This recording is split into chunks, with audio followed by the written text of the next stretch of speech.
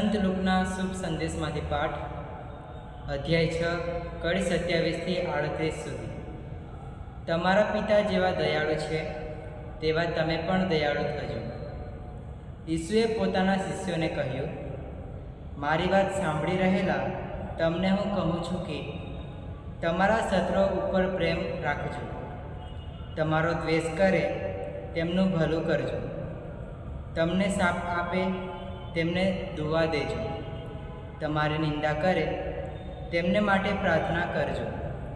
કોઈ તારા એક ગાલ ઉપર તમાચો મારે તો તેને બીજો ગાલ પણ ધરજે.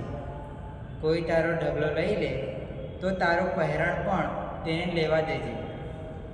જે કોઈ તારી પાસે માંગે તેને આપજે. કોઈ તારું કંઈ લે તો પાછું માંગીશ નહીં. લોકો તમારી સાથે જે રીતે વર્તે એમ તમે ઈચ્છતા હો તે જ રીતે તમે પણ તેમની સાથે વર્તજો. તમારા ઉપર પ્રેમ રાખે તેમના ઉપર જ તમે પ્રેમ રાખો એમાં તમે શું પુણ્ય કર્યું? પાપીઓ સુદ્ધા પોતા ઉપર પ્રેમ રાખનાર ઉપર પ્રેમ રાખે છે. અને તમારું ભલું કરે તેમનું જ તમે ભલું કરો એમાં તમે શું પુણ્ય કર્યું? એટલું તો પાપીઓ પણ કરે છે. અને જેઓની પાસેથી પાછું મળવાની આશા હોય તેઓને જ તમે ઉછીનું આપો એમાં તમે શું પુણ્ય કર્યું? પૂરેપૂરું પાછું મળવાનું હોય તો પાપીઓ પણ પાપીઓને ઉછીનું આપે છે. પણ તમારે તો તમારા શત્રુઓ ઉપર પણ પ્રેમ રાખવાનો છે અને તેમનું ભલું કરવાનું છે. અને પાછું મળવાની આશા રાખ્યા વગર ઉછીનું આપવાનું છે. તો તમને મોટો બદલો મળશે અને તમે પરાત્પર ઈશ્વરના સંતાન થશો. કારણ તે પોતે કૃતજ્ઞો અને દૃષ્ટો પ્રત્યે રહેમ રાખે છે. તમારા પિતા જેવા દયાળુ છે તેવા તમે પણ દયાળુ થજો. કોઈનો ન્યાય તોડશો નહીં એટલે તમારો પણ ન્યાય નહીં તોડાય. કોઈને દોષિત ઠરાવશો નહીં એટલે તમને પણ દોષિત ઠરાવવામાં નહીં આવે. ક્ષમા કરશો તો ક્ષમા પામશો, આપશો તો પામશો.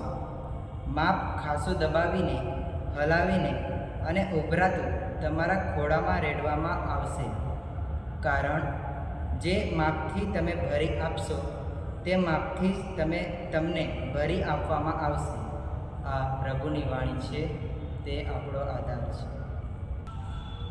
જય ઈસુ. મારા વાલા ભાઈઓ બહેનો, ધર્મજનો અને મારા વાલા યુવાનો અને શ્રદ્ધાળુઓ,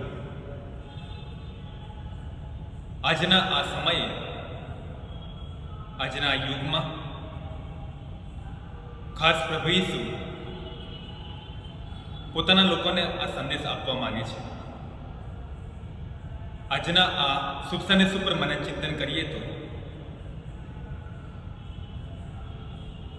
આજના શુભ સંદેશમાં કહેવામાં આવ્યું છે કે તમારા શત્રુ ઉપર પ્રેમ કરજો, તમારો દ્વેષ કરે તેમનું ભલું કરજો, તમને શાપ આપે તેમને દુઆ કરજો. બાઇબલમાં જણાવવામાં આવ્યું છે કે તમારા દુશ્મનને પ્રેમ કરવો અને તેમને રંજાડનાર માટે દુઆ કરવી. આપણો દુશ્મન શેતાન છે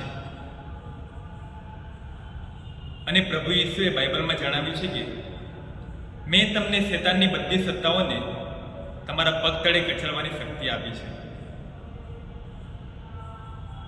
અને બાઇબલ જણાવે છે તેમ બાઇબલની મુખ્ય 2 આજ્ઞાઓ, એમાં બીજી આજ્ઞા છે, તારે તારા માનવબંધુ ઉપર તારી જાત જેટલો પ્રેમ રાખવો. જેવો પ્રેમ આપણે આપણી જાતને કરીએ છીએ તેવો પ્રેમ પ્રભુ ઈસુ બીજાને કરવા માટે કહે છે. આજના શુભ સંદેશમાં આપણને દુઃખ પહોંચાડનારાઓ પ્રત્યે ક્ષમા અને ઉદારતા દર્શાવવા માટે પ્રભુ આહ્વાન કરે છે. જો આપણો ભાઈ, આપણી બહેન, કોઈ આપણો શ્રદ્ધાળુ જો દુઃખમાં હોય તો તેને જોઈને આપણે તેને મદદ કરવાની અને એની દુઃખમાં સહભાગી થવાનું આપણું દિલ વલોવાઈ જવું જોઈએ. અને મારા યુવાનો માટે આ સંદેશ છે કે પ્રભુ વિશે ભાગ્યું હતું કે ફરીવાર તેઓ આવનાર છે. ત્યારે પ્રેષિતોના ચરિત્રો અધ્યાય 2 વચન 17-18 કહે છે કે છેલ્લા દિવસોમાં આમ બનશે, હું બધા જ માણસોમાં મારા આત્માનો સંચાર કરીશ. તમારા પુત્ર તમારી પુત્રીઓ મારી પ્રેરણાથી બોલશે અને તમારા તરુણોને દિવ્ય દર્શન લાગશે. સાચે જ હું મારા દાસ દાસીઓમાં મારા આત્માનો સંચાર કરીશ અને તેઓ મારી પ્રેરણાથી બોલશે. મારા વાલા ભાઈઓ, મારા વાલા યુવાનો, એ સમય હવે નજીક આવી રહ્યો છે. તો ચાલો દરેક યુવાનો પ્રભુના શુભ સંદેશની ઘોષણા કરવા માટે તૈયાર થાઓ અને જેવો પ્રેમ આપણે આપણી જાતને કરીએ છીએ, જેવો પ્રેમ પ્રભુ વિશે આપણે કર્યો, તેવો જ પ્રેમ આપણે એકબીજાને કરીએ, આપણા આડોશી પાડોશીને કરીએ અને પ્રભુનો પ્રેમનો અનુભવ આપણે દરેક લોકોને કરાવીને દરેક લોકોને ઈસુપંથી બનાવીએ. તે માટે દરેક લોકોને આહ્વાન કરીએ. આમીન. જય ઈસુ.